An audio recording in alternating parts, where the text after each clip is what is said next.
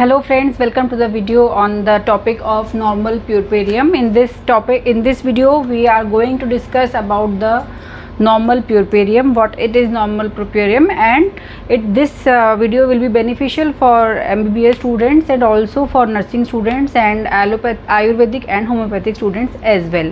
For clinician it will be a quick revision for the theoretical aspect of the topic.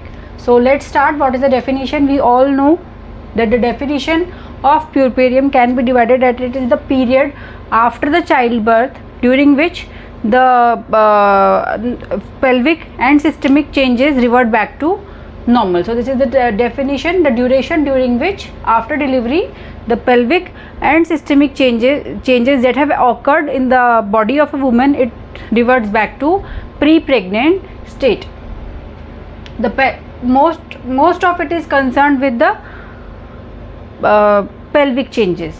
So a woman who is in her puerperium is called a puerpera. And what is the duration? After the definition of this puerpera, what is the duration? It can be asked in your exams as well. What is the duration of puerperium?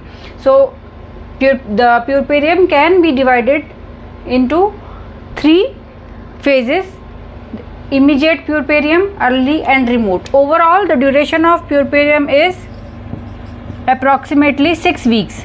6 weeks time is required for a woman to her physiological changes that have occurred in her body during pregnancy to revert back to normal. So immediate puerperium is immediate after delivery up to 24 hours.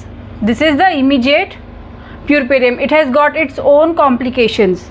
Now early, after this immediate till first week, completion of first week, it has got its own significance and complication. And remote is after the completion of this early puerperium till 6 weeks.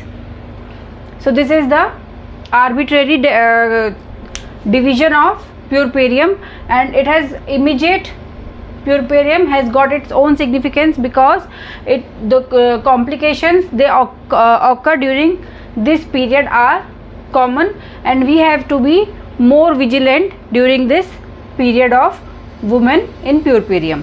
Now this may also be called as the 4th trimester of pregnancy. The 3 trimesters are first, second and third trimester, we all know, during her pregnancy.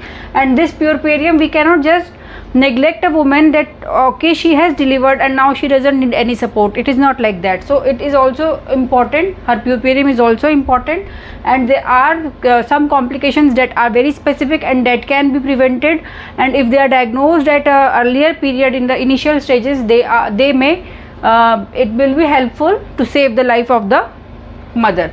So it is also to implicate the significance of this puerperium, it is called as 4th trimester. So this may be asked in your viva, what is 4th trimester? So don't get confused and answer that. Puerperium is also called the 4th trimester. All the changes that have occurred during pregnancy, they all revert back to normal, near normal you can say. Especially pelvic changes, they don't revert back to actual non-pregnant types, but near normal, near the pre-pregnancy state, except for one organ where this revert back phenomena are not taking place, and it is what? Yes, it is breast, or you can also say mammary gland. In mammary glands, they are not reverting back to pre-pregnant state. Okay, so this can be a MCQ in your exams. All the change, every organ is reverting back to pre-pregnancy level except for the breast or mammary gland. Now coming to the involution of the uterus. So immediate after delivery, the length of the uterus, it is approximately 20 centimeter. Okay, so it will come back to approximately 7.5 centimeter length, which is near normal pre-pregnancy. So this is immediately after delivery the length remains 20 centimeter, and there is involution, term involution of uterus.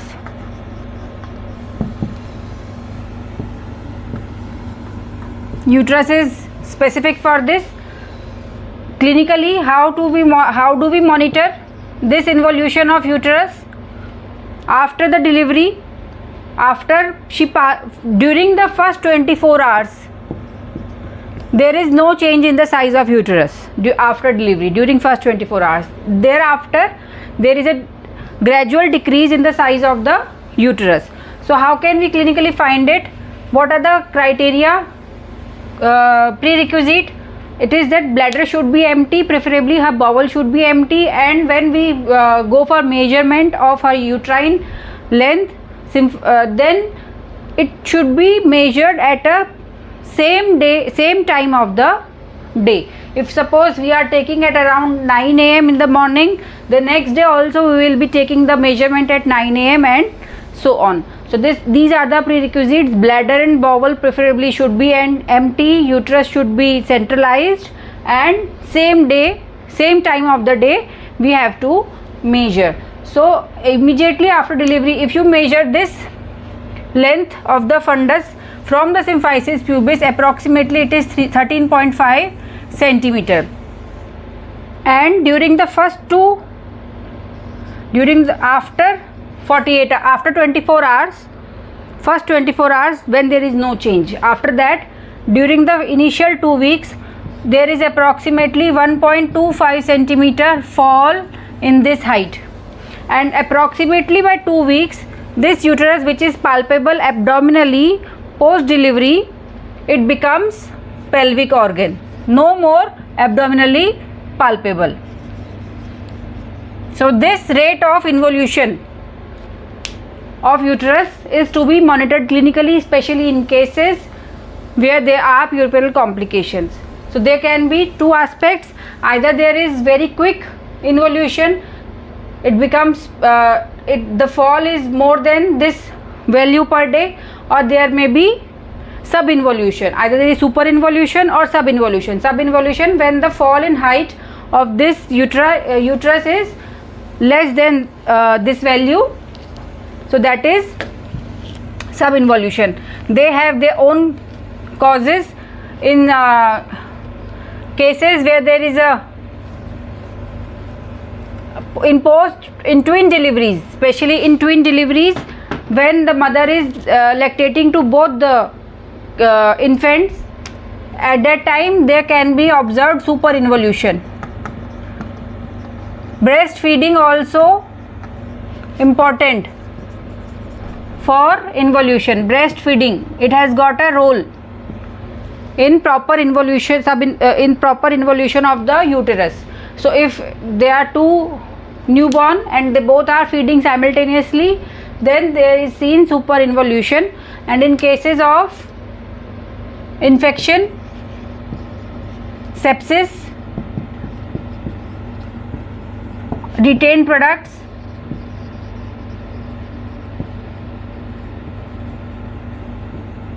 what is seen? Subinvolution. So subinvolution is clinically important. It should be diagnosed early to find out the cause and treat the cause, so that more complications can be avoided. So why breastfeeding is important in involution of uterus? Because of the suckling reflex. We will see in the next video suckling reflex. What happens?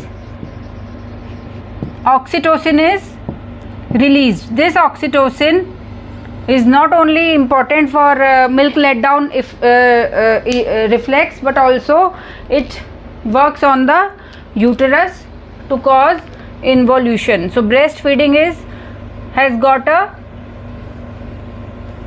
beneficial effect on the during puerperium, not only for neonate but also for the mother. So now this was about the uterus. So lower uterine segment, it is flabby. We all know that there is distension in the lower uterine segment during labor. So it remains flabby, and in around 2 weeks it becomes the same size, very small, that is isthmus between the uterine body and the cervix. So next thing is cervix. Immediately after delivery, cervix remains spatulous. It may admit 2 fingers, and nearly after first week it may admit only 1 finger. So the size decreases gradually, and always remember that the os, cervical external os, is transversely slit in case of a Paris woman, and it is circular in cases of a nullipara. So this is very important in also medico legal cases, whether a woman has given birth previously or not. If the cervical os is transversely slit, then she is Paris. If it is circular, that means she is nullipara. So this is also taught in FMT, and it has got a, whenever you are examining a woman in cases of, during medico legal cases, always mention what type of cervix you are noting. Scar may also remain if there is a cervical tear or so that cervix may be irregular, but it is always transversely slit. Now coming to physiological consideration, we all know that during pregnancy, uterine myometrium, enormously hypertrophy and hyperplasia both are taking place. Hypertrophy and hyperplasia, they both are taking place. So the number of muscle cells, they also increase in size, they also increase in number, and they also increase in size. So number that have increased during pregnancy, they will not be reverted back. Remember, this hyperplasia will not be reverted back, but hypertrophy, the size that is enormously, it is around 10 times length and around 5 times the breadth. So this increase in the size that is taking place during pregnancy, it will try to revert back to normal, but the increase in number of muscle fibers that has taken place during pregnancy will not revert back to normal. So a Paris woman, the uterine size is more a little bigger as compared to a nullipara. So this is also important.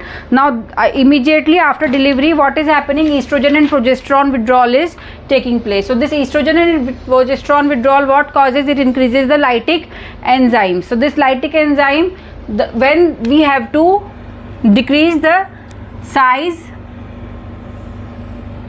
of a muscle fiber, so what will be occurring? There will be protoplasm which is present inside the fiber. Protoplasm will fall. Protoplasm has to be broken down, and this protoplasm, when it is broken, it is liberated in the blood as in the form of peptones, and after this metabolism, this peptones, it will be excreted in urine in the form of urea and creatinine.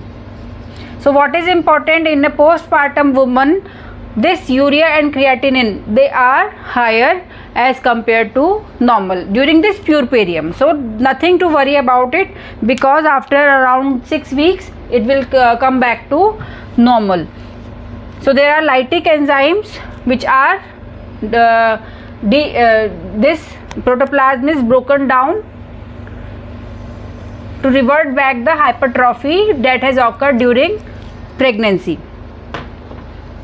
So always be cautious while interpreting the KFT report in a puerpera woman. Now next is blood vessels.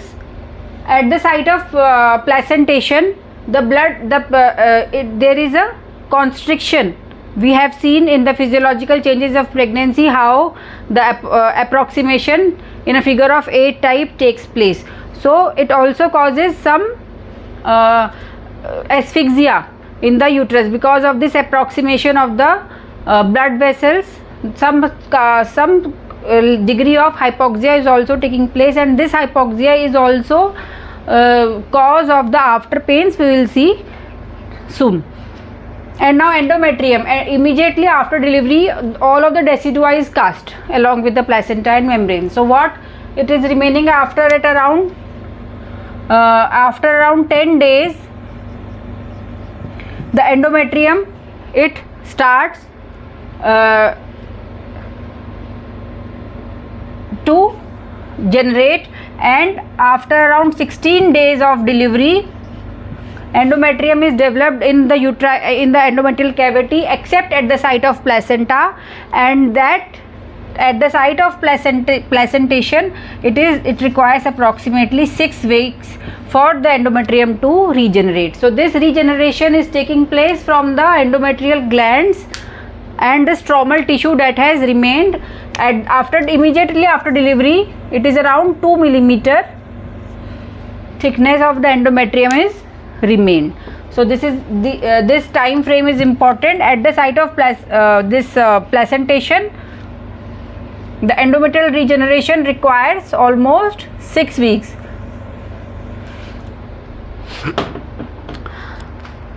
Now coming to involution of other pelvic structures. After the uterine involution that I have told you just now, vagina also will try to revert back to normal, but it will never revert back to exactly the pre-pregnancy state. The some laxity may remain, and the rugosity that is seen in the pre-pregnancy vagina will not be regained again. So this is important. It also becomes a little loose. And what else? Immediately up to 2 to 3 weeks postpartum, the vascularity of the vaginal mucosa and the submucosal plexus, venous plexus, is high. It is not reverted to normal immediately. So that is the reason you may be asked in your viva that why immediately after postpartum we do not do any surgery. So it is better to wait for around 6 to 12 weeks postpartum to operate on vagina, because of the increased vascularity that remains in the vagina till a longer period of time, and it may lead to excessive bleeding and difficulty in achieving hemostasis and also in healing process. So this is the question that can be asked, that why we should avoid any surgery on the vagina in the puerperium. So pelvic floor that has been stretched enormously during childbirth is also trying to regain its strength in the puerperium. What will help? It is the pelvic floor exercises will help in regaining the tone of the perineum. So this was all about the physiological changes. In the next lochia I will be, and the general physiological changes that take place I will be dealing in next lecture. And if you like the video, please share among your friends and like it, and subscribe to the channel for more videos. Thank you.